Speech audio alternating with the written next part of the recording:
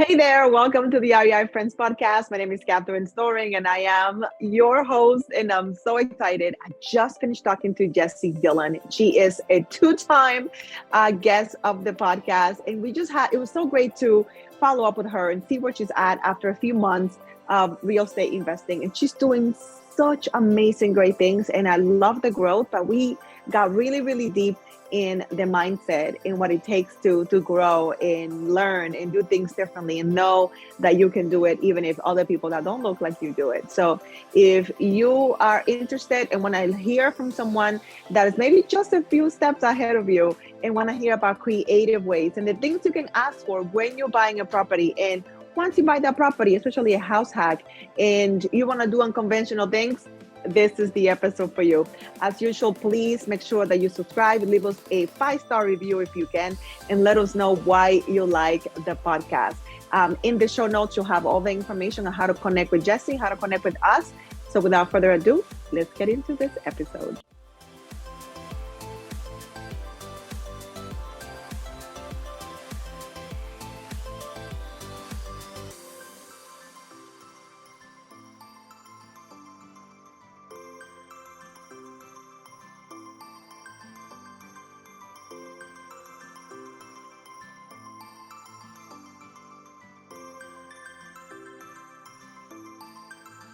Welcome to the REI Friends podcast. How are you? Hi, very good. How are you?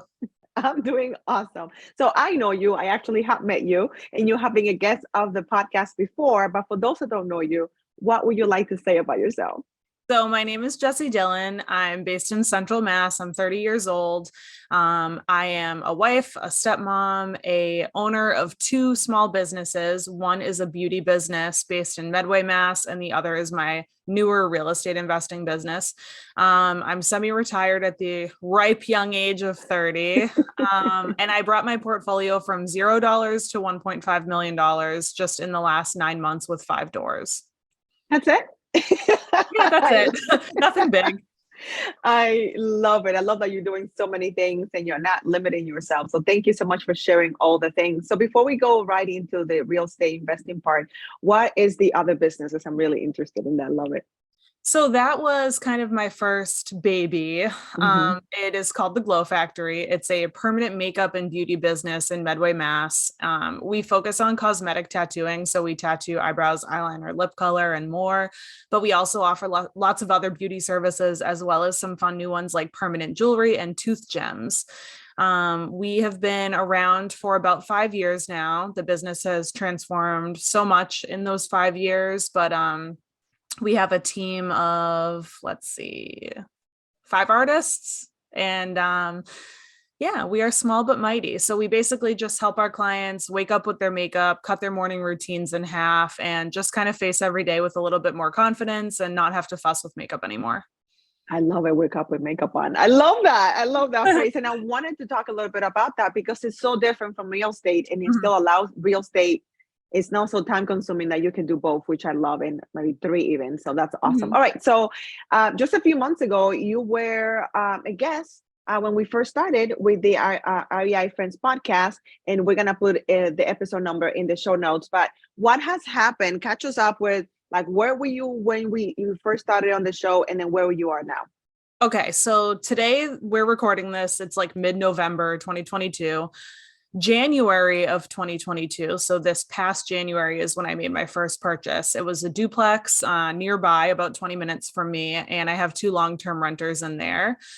And then when we had recorded our podcast episode, I believe I was in the closing process this past spring for a short-term rental single family home up in New Hampshire in the lakes and mountains. And we had talked a little bit about like how I analyze potential short-term rental deals and stuff. And then after getting situated, like closing on that deal, getting it set up, which was the weekend from hell, mind you, and we can talk about that if you want. Yeah, of course. But after like getting all situated with that, really getting our systems and processes in place, and we were having a crazy busy summer there.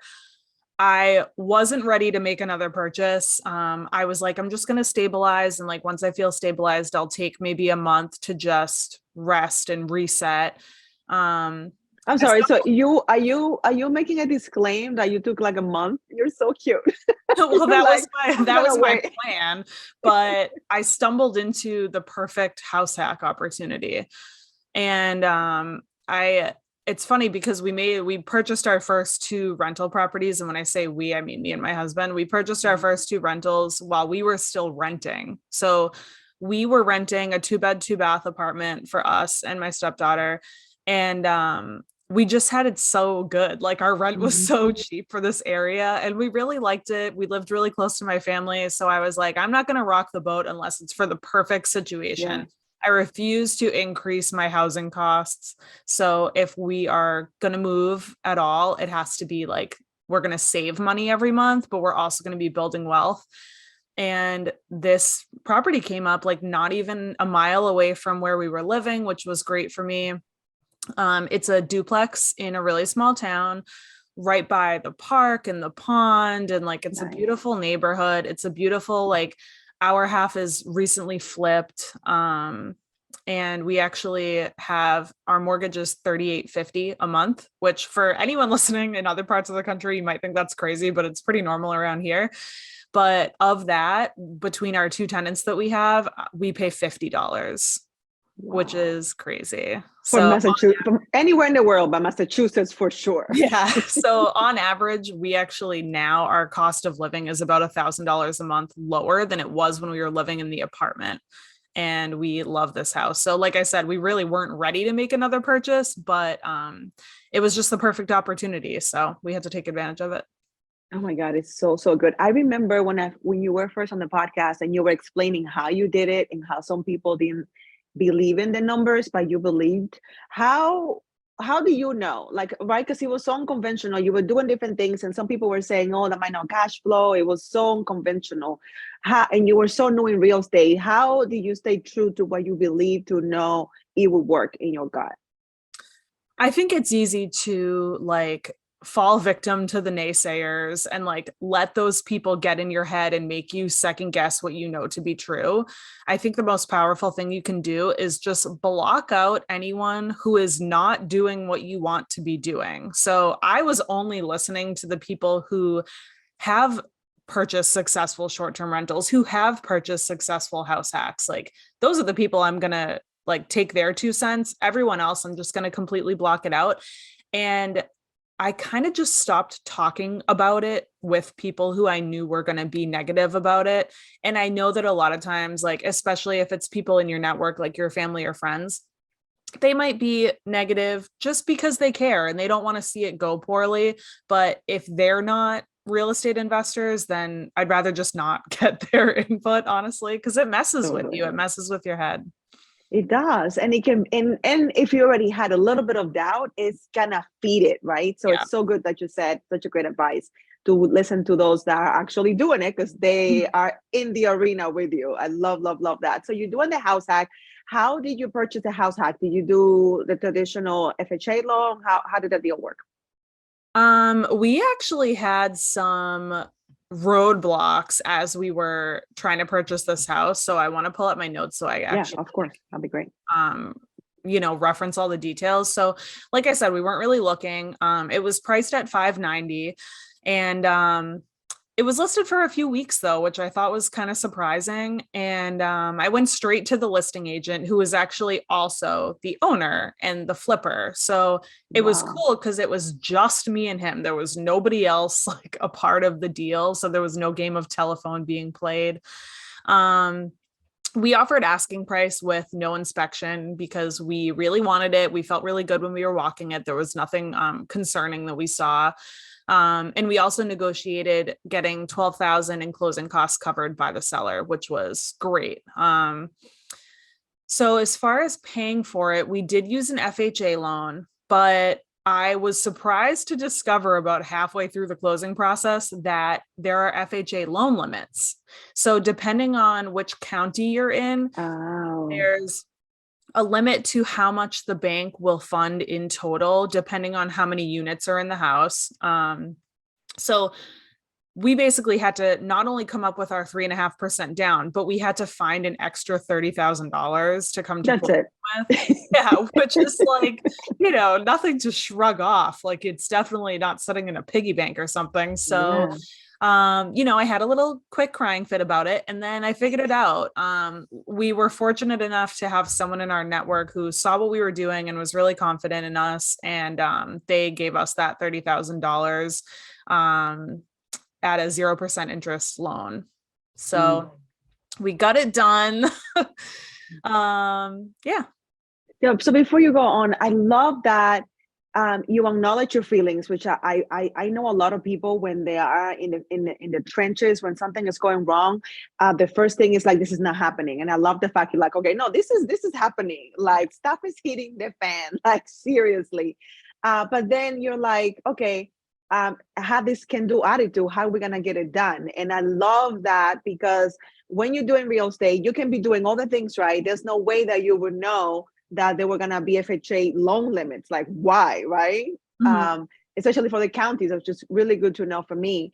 But I love that you're like, okay, how are we gonna get this make this happen? And the fact that did you ask him to give you that concession at closing? Is that something that you suggested to the seller?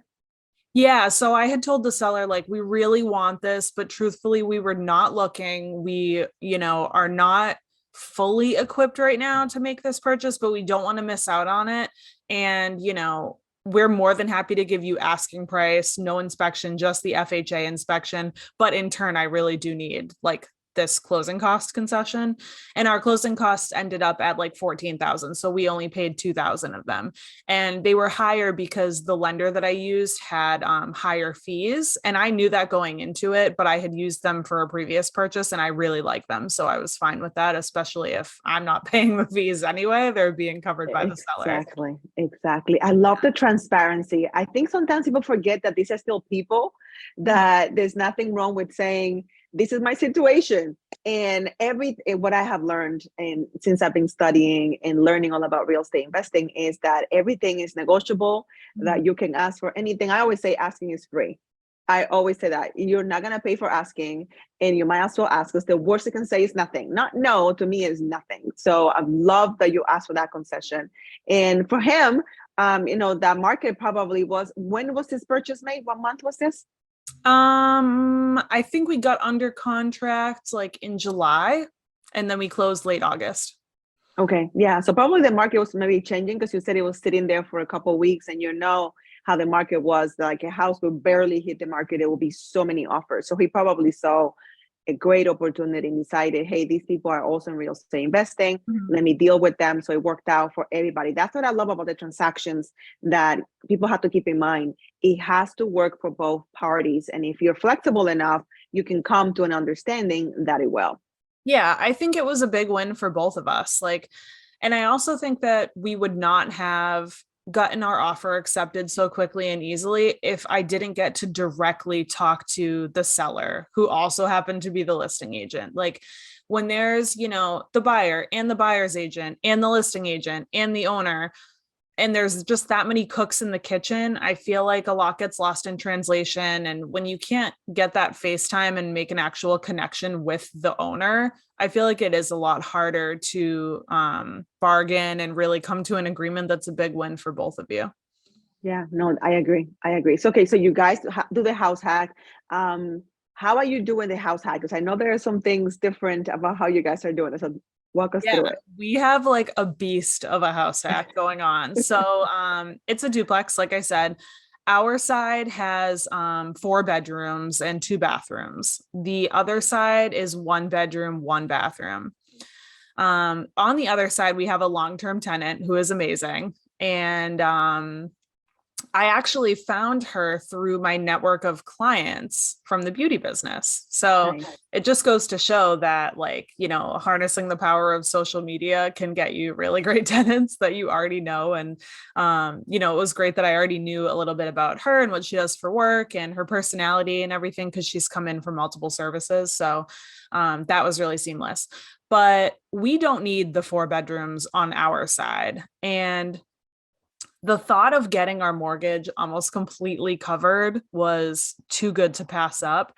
So I furnished an extra bedroom in our side, and we do midterm rentals in it. So we rent it to traveling medical professionals. And our first one moved in about a month and a half ago. So she's halfway through her stint, but she actually might extend. And that's what brings our mortgage to just $0 as far as our portion that we're paying.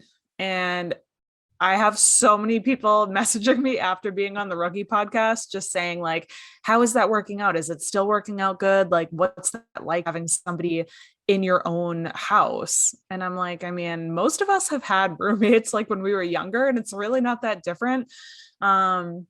I think it works really well for us though, because my husband works a lot. He, works a day job, but then he also does a lot of side work. He's an electrician, and he goes to the gym all the time. And, I work from home, but also our midterm tenant, like she works a lot too. So it definitely doesn't feel crowded in any way. I think it works out really well, and it helps that I didn't have to get somebody in there. So I had time to like get on FaceTime with her and just see if our personalities match up and make sure that this would fit her needs and everything.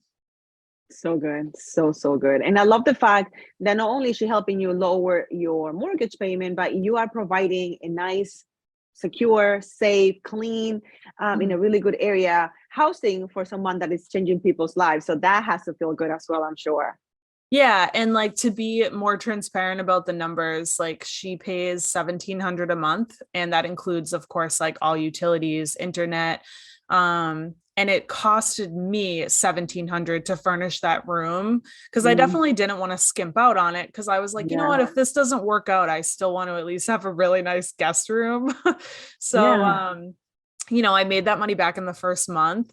And I made it a little bit juicier for her to get that $1,700 a month because we did welcome pets, and I included light pet care because I'm home most of the time. So I'm like, I can walk the dog and take care of the dog and while they're at work. And also our utility room, you have to walk through our daughter's room to get to it. So I included laundry service in the rent. So I'm like, you don't have to worry about it. Just put your basket outside your door and I'll do it while you're at work and fold it and everything. She actually doesn't really take us up on that because her and our daughter have become really close. So she's totally comfortable like going through her room to do it. But yeah. That is amazing. I just love how you're like, okay, how do I make it easier? And I love the fact that you're like, I'm going to furnish this well. Because you could have gone to Facebook Marketplace and got a whole bunch of hand-me-downs, and which is nothing wrong with that, right? But you're like, I want to do it upright because it's yours anyway. So I love the fact that you're like, I'm gonna do this up and do it well. So that, and adding value to her, even though she's not using it now, she could still one day be like, okay, I'm running out, I have no socks or something, do my laundry. And pet sitting, which I've never thought of, that adds value to her. And then are you bonding with the dog already? Oh my God. Yeah, I love him. I think it's definitely preferable for me to just get to hang out with somebody else's dog versus being fully responsible for my own dog. So it's a pretty good situation all around. I bet it's like when you take care of other people's kids, they're great, but then at the end of the day, go. Yep, exactly. That is so good. All right, so you guys do the house hack. You're really happy. What happens next for you guys? Next up, I mean, I really would like to keep up this pace of making one smart investment every quarter. And now that I've scaled back with my beauty business, as far as how much I work in that business, I do have the capacity to keep buying at this pace and self-managing, which I really like self-managing, honestly. So I'd like to continue making one smart purchase a quarter. I would like to get into a slightly bigger asset this time around. I would love to get into like an 8 to 12 unit, but I'm not dead set on that. But the shift that I'm making is, we made these last 3 purchases so close together, and we are in like a high ticket area. So I'm kind of maxed out for using my own capital to continue investing. So now is when I have to go over that same threshold that every investor ultimately has to go through, where I pivot from using my own capital to other people's capital. So I've been having sort of interviews on Zoom with potential silent equity partners for this next deal. Ideally, people who they know the importance of investing their money. They see the money that other people are making through real estate investing and they want in on it, but they don't want to have to spend a year learning and they don't have the time to deal with it anyways. Maybe they are busy with a full-time job, or they just don't really like have that passion for it, but they know that they should invest in something like that. And they have capital lying around that they could use. So that's the perfect person for me. I've had a lot of really great conversations and it's cool learning about other people's goals and timelines. So yeah, that's where I'm at. I would like to get into the next asset, very much 50-50. I like the idea of splitting ownership 50-50 and splitting monthly cash flow 50-50, with the silent equity partner bringing 100% of the cost to close. So like down payment, closing costs, working capital. And then from there, we just split everything 50-50. So yeah, I'm excited about that. And I'd like to keep up with the one purchase a quarter through 2023 and then reassess. That is so good. Is there a reason why you chose a silent equity partner as opposed to someone that is an active partner?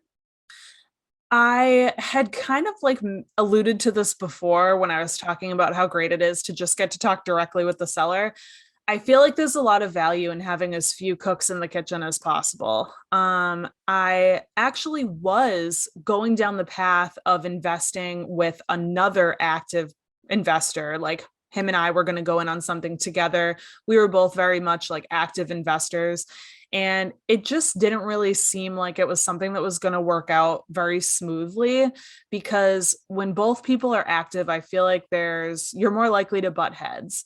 Yeah. I think it would just work best for me personally for my partner to be someone who really just wants to like set it and forget it, get recap emails every month and get their cash flow check every month.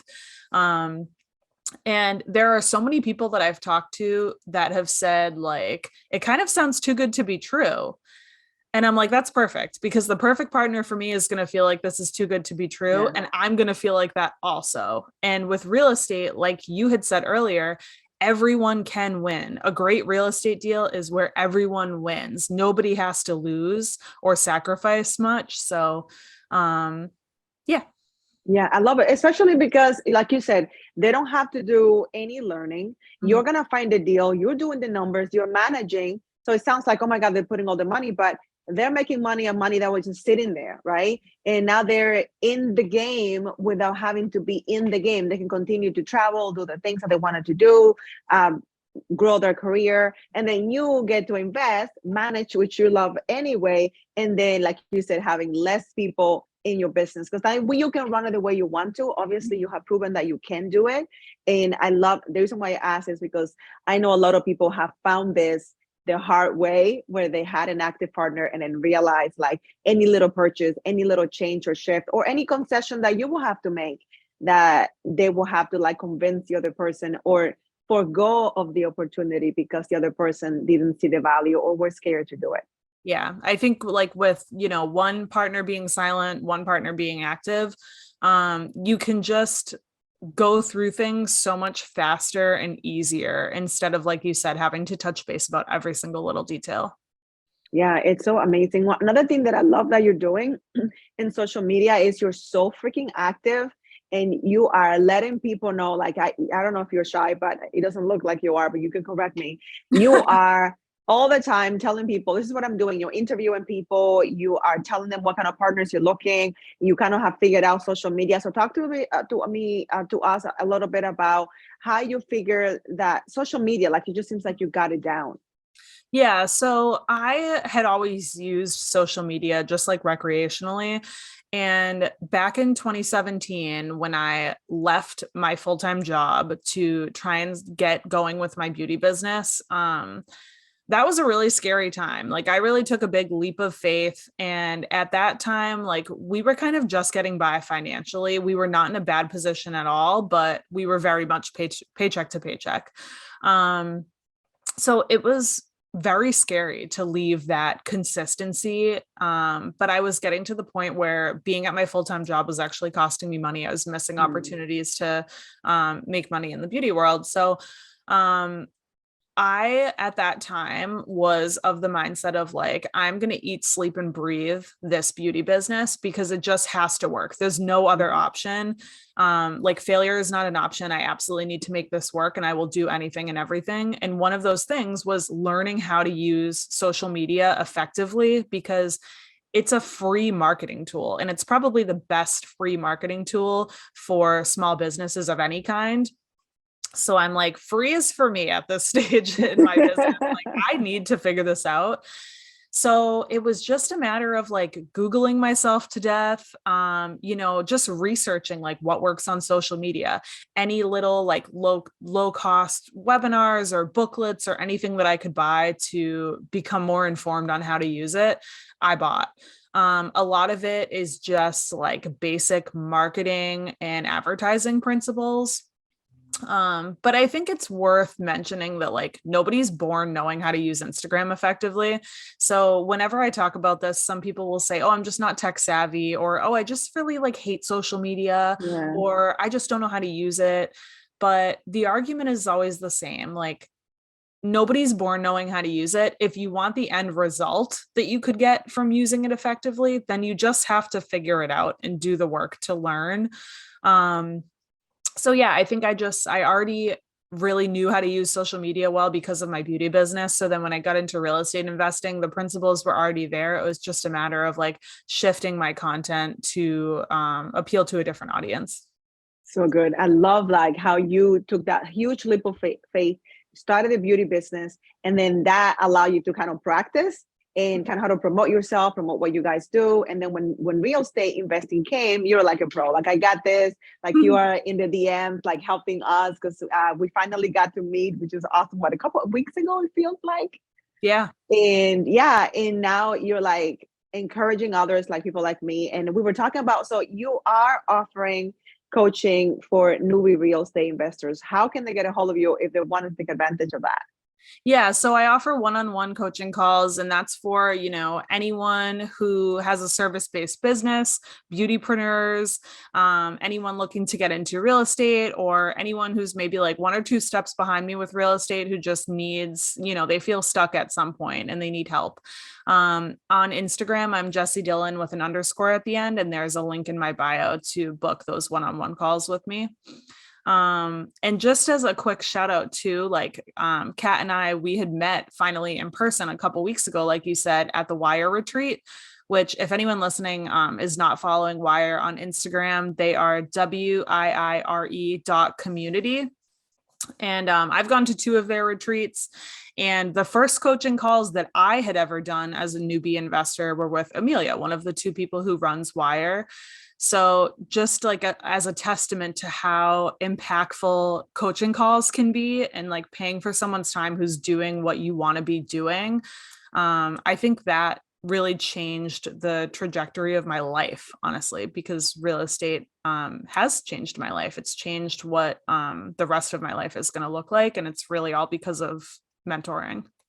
Absolutely. And I love the fact that you and I are both in the same state. I mean, it's a pretty big state, but we're in the same state. And I don't think we will have ever crossed paths if it hadn't been for Wire. So I posted something and then you jumped and you're like, give me some amazing resources. And then you were able to be a guest on the podcast before. And then we got to meet each other at the last retreat, which was life-changing. So I think community and social media really, like, again, being in the same stage, but probably would not have ever met had it been for social media and the Wire community. So I'm glad that we're connected and that you're doing this. And I love the fact that you're helping newbie real estate investors. Because I was telling you before we started recording that it's that first property.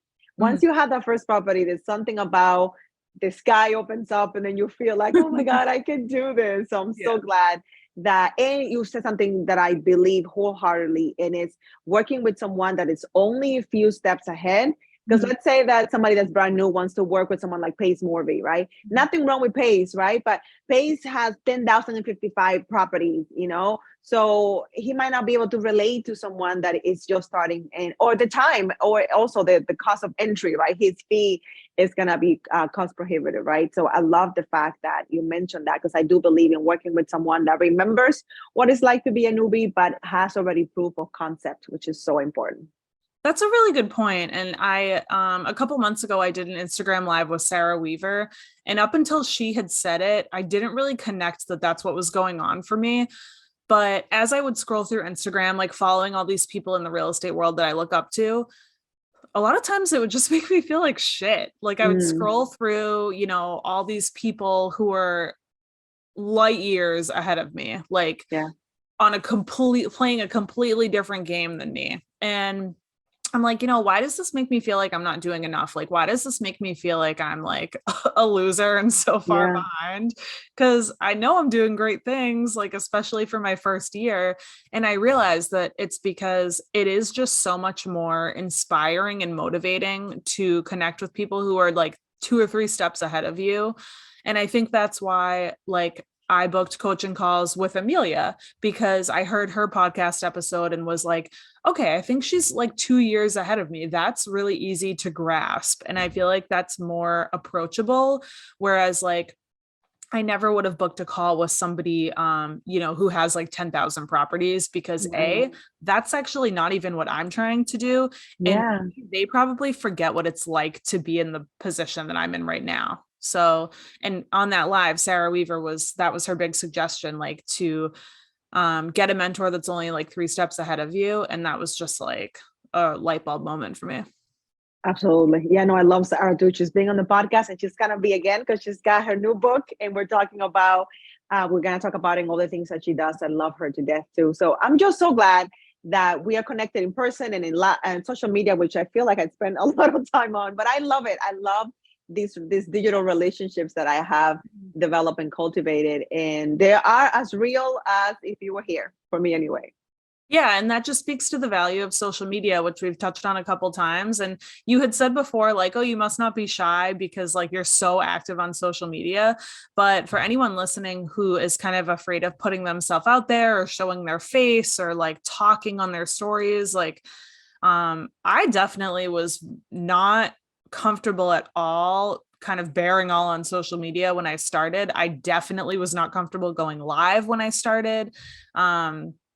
But eventually, like, you just get more and more comfortable as you go, as you force yourself through like showing your face on your feed, talking on your story, going live. Every time you do it, it gets more comfortable. And people who are afraid to put themselves out there on social media, I get it, because you are afraid of judgment. You don't want people to see what you're doing and think you look or sound stupid. But there's going to be more people who love what you're doing.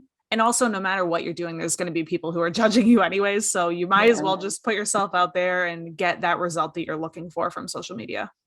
Absolutely. I agree 110%. I started social media.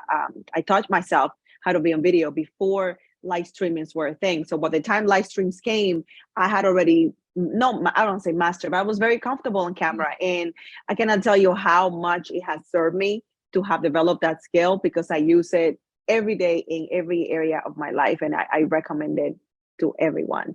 Mm-hmm. So there's a question that I ask everyone. I know I asked you a few months ago, but maybe who knows what you're going to say. So you've been doing this for a little bit. What are some things that you wish you have known then that you know now?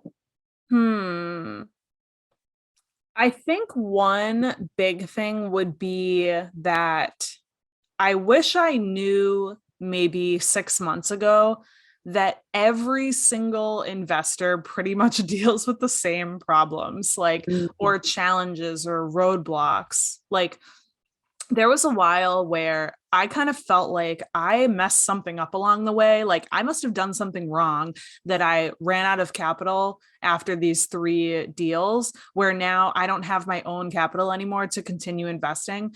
I, for some reason, thought that like that meant I totally screwed up and I did everything wrong. And then I went to BPCon, and in the female investors panel, I believe it was, I realized that like this is a point where every single investor ultimately gets to this point where they are maxed out with their personal capital and they need to start using other people's capital if they want to continue investing.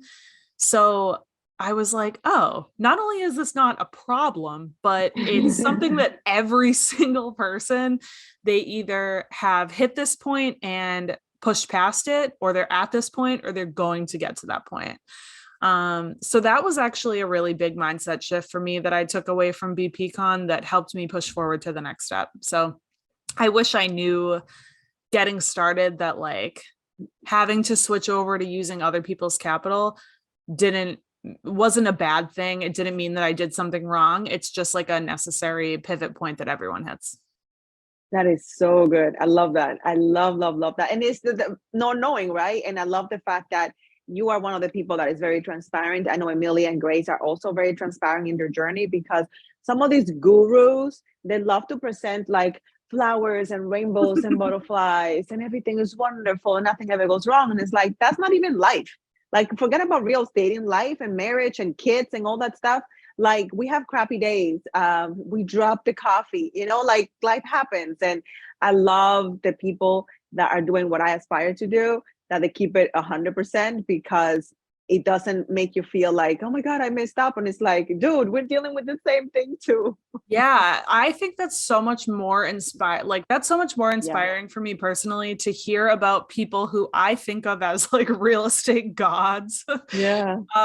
When they speak to like things that are still going wrong in their businesses, that like gives me so much faith and confidence. Like that makes me feel awesome. And I'm like, wow, like things aren't perfect for them either. And I feel like nobody really talks about the emotional roller coaster of buying real estate either.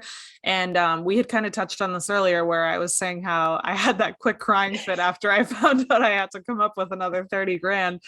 Yeah. And maybe this isn't talked about a lot because there are far fewer women investing in real estate than men, but it is a huge emotional roller coaster. And when I was starting, that was probably the most challenging part, because I felt like it wasn't that way for everyone else. And I was just this like emotional mess that like couldn't take it.